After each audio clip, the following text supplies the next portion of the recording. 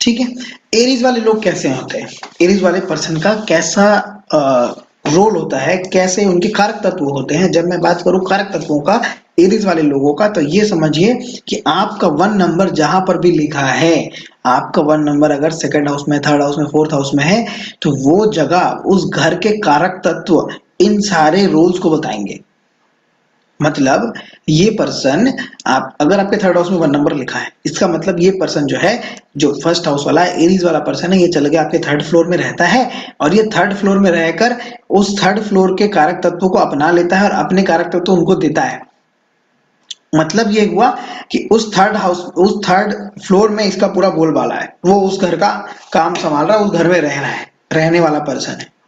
ठीक है, भले उस घर के कारक तत्व कैसे भी हों वो तो दिखेंगे, लेकिन वो पर्सन वहां पर रह रहा है, तो ये वहां पर खिचड़ी बनेगी। ठीक है, ऐसे हम समझेंगे। तो एरीज वाले पर्सन कैसे होते हैं?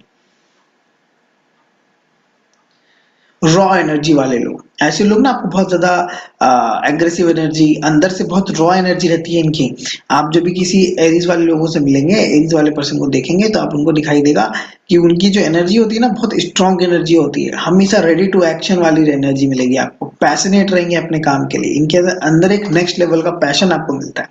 अब आप ये भी समझ सकते हैं कि वन नंबर आपका किस हाउस में है, वहां से कौन से रिलेटिव आपको मिलते हैं, रिलेटिव के अंदर भी आपको वो गुण मिलेगा।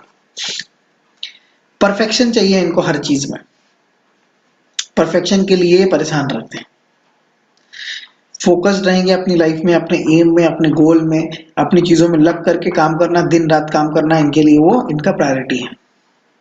लीडर है, बॉर्न लीडर है। ये याद रखिएगा एक बात, कि जहां पर भी वन नंबर आता है, ये अपने उस कारक तत्व को लीड करना चाहते हैं। अगर वन नंबर आपके सातवें घर में है, तो आप ये समझ जाइए कि आपके स्पाउस को आप हमेशा लीड करेंगे, आप गवर्न करने की कोशिश करेंगे, या फिर स्पाउस का, आपका स्पाउस जो होगा वो आपको, मतलब कि आपके स्पाउस का जो कारक तत्व होने वाला है, वो आपको गवर्न करने वाला होने वाला है, ऐसा आपको मिलेगा। एम्बिशियस, एम्बिशन वाले लोग होते हैं। किसी का भी वन नंबर कहीं पर भी बैठा है, आप देख लीजिए, उस जगह पर आप हमेशा डोमिनेटिंग रोल निभाते हैं, आप डोमिनेट करना चाहते हैं। फॉर एन एग्जाम्पल मैं बताऊं कि अगर वन नंबर आपका सिक्स्थ हाउस में है, एग्जाम्पल, अगर आपका वन नंबर सिक्स्थ हाउस में है, तो आप क्या करेंगे पता है? अगर वन नंबर आपके सिक्स्थ हाउस में आता है, इसका मतलब ये होता है कि आप अपने सर्वेंट को बोलेंगे कि ये काम ऐसे करो, ये काम ऐसे मत करो। सर्वेंट आके बोलेगा कि मुझे बच्चों को हॉस्पिटल में भेजना है, तो आप बोलेंगे ये वाला हॉस्पिटल मत भेजो, मैं जो हॉस्पिटल बोल रहा हूँ वहां जाके भेजो। मतलब आप उनको डायरेक्शन देंगे, आप उनको गवर्न करने की कोशिश करेंगे, कमांड देने की कोशिश करेंगे। Sixth house is for servants also.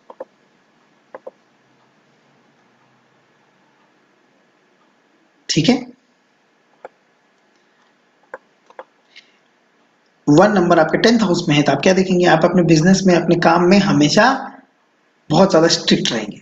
वहां पर आपका जो एनर्जी रहेगा वो ऐसा रहेगा कि मुझे अपने हिसाब से सारी चीजें करनी है, मुझे अपने हिसाब से करने दो, मुझे देखना है कि कहाँ पे क्या चीजें कैसे रखनी है, क्या करना है, किस तरह से कैसे एक्शन लेना है।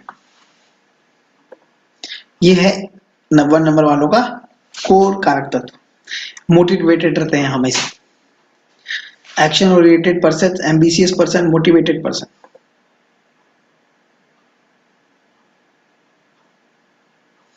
विनी जी अनम्यूट करके बोलिए, सब सुनेंगे तो मजा आएगा, पता भी चलेगा कि मैं सही पढ़ा रहा हूँ या गलत पढ़ा रहा हूँ। जी सर, आप बिल्कुल राइट बोल रहे हैं। टेंथ हाउस में मेरा है, और कोई भी काम अगर मेरा सही से नहीं होता तो फिर मैं बहुत इरिटेट होती हूँ। इरिटेट हो जाएंगे, गुस्सा हो जाएंगे आप। जी। अभी हम प्लेनेट पे जा ही नहीं रहे हैं, कौन से प्लेनेट कहाँ पर है, हम सिर्फ बात कर रहे हैं राशियों की। मैं मानता हूं बिना प्लेनेट के आप राशियों से किसी की कुंडली में सब कुछ बता सकते हैं। आपको देखना आना चाहिए, पढ़ना आना चाहिए, समझना आना चाहिए। तो वह नंबर जहां जहां पर हो, और आपके पास जितनी भी कुंडलियां हैं, जैसे मैंने बताया था, आपके पास 10 से 20 कुंडलियां कम से कम होनी चाहिए। सभी के कुंडली में वन नंबर देखिए कहां पर है, उनकी लाइफ के बारे में जानिए, समझिए, और आप सो नहीं पाएंगे जब आपको रिजल्ट मिलेगा। और आपको ये मेरे साथ करना पड़ेगा, आप ये करेंगे तभी आप एक अच्छे एस्ट्रोलॉजर बनेंगे, या फिर आप अपने कार्य में अच्छा कर पाएंगे। आप यहाँ से पढ़ के चले जाएंगे कि हाँ सर ने बताया है, चलो हाँ ठीक है, तो कुछ होने वाला नहीं है।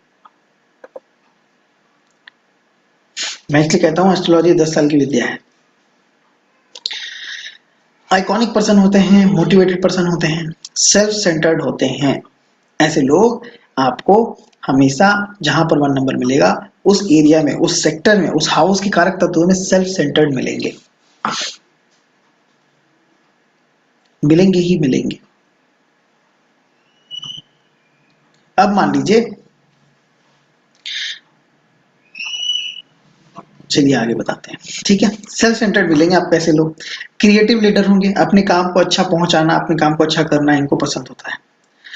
हर चीज में जेनरस रहना, चीजों को समझना, जानना। स्पिरिचुअल लोग मिलेंगे। स्पिरिचुअल एक सर्टेन एज के बाद होते हैं। वॉरियर, ये सबसे परफेक्ट वर्ड है इनके लिए, अपने उस कारक तत्व के लिए जो एरीज वाले लोग होते हैं। ये लोग बॉर्न लीडर, बॉर्न वॉरियर होते हैं, हमेशा लड़ने के लिए तैयार, कभी भी हार मानने वाले पर्सन नहीं। अगर आपके एमओ के पास, मून के पास 1 लिखा है, मतलब आपकी राशि भी एरीज है और ये कारक तत्व सारे आपके अंदर मिलेंगे। ठीक है, फास्ट एंड एनर्जेटिक, यहां पर आप स्लो नहीं हो सकते। इस कारक तत्व में आप स्लो नहीं हो सकते। ये जिस हाउस में है उस हाउस के कारक तत्व में आप देखिए, आप स्लो नहीं मिलेंगे, आप हमेशा फास्ट एक्शन ओरिएंटेड रहेंगे। अगर किसी के 5th हाउस में 1 नंबर है, आप देखेंगे वो इंसान हमेशा अपने बच्चों के लिए बहुत जल्दी एक्शन लेता है, सोचता नहीं है। एरोगेंट बिहेवियर देखने को मिल सकता है। Egoistic, impatient. इगोइस्टिक इनका सबसे बड़ा माइनस पॉइंट है। बहुत ज्यादा जब ये रिफ्लेक्ट हो जाता है किसी प्लैनेट से या किसी कारण से, तो यही 1 नंबर जो है हमारे लिए प्रॉब्लम बन जाता है। हमारे ही ईगो में इश्यूज आने लग जाते हैं, हमारा बिहेवियर एरोगेंट हो जाता है और हमारी राशि अगर 1 है तो वहां से हमें प्रॉब्लम आने लग जाती है। कंट्रोलिंग एंड शॉर्ट टेम्पर्ड, जहां पर भी 1 नंबर है आप देख लीजिए, आप उस एरिया को, उस लाइफ में, उस सेक्टर को कंट्रोल करना चाहते हैं और आपका बिहेवियर कंट्रोलिंग है। तो आपको समझ आया, ये एरीज नंबर 1 कहा जाता है। ये 1 नंबर आपकी चार्ट में हमेशा आपको मिलेगा। लॉर्ड इसका मार्च है, हिंदी में इसको मेष कहा जाता है। ठीक है, किसी को कोई सवाल है तो पूछिए। और आप जब तक पढ़ रहे होते, जब मैं चीजें बता रहता हूँ, कोई सूत्र बता रहा होता हूँ ना, आपके अंदर इतनी क्यूरियोसिटी होनी चाहिए, जो भी आप पढ़ते हैं कम से कम आप 20 चार्टों में सारे सूत्र को लगाइए। इसलिए मैं स्लो पढ़ा रहा हूँ कि आप चीजों को पढ़ें, आपके पास टाइम होना चाहिए पढ़ने के लिए। मैं चाहूँ तो डेली क्लासेस कर सकता हूँ, ये सारा कोर्स कंप्लीट कर दूंगा, लेकिन मैं आपको टाइम इसलिए दे रहा हूँ कि आप चीजों को पढ़ें और समझें। कम लोग होते हैं जो आगे बढ़ते हैं, लेकिन मैं चाहता हूँ सब आगे बढ़े।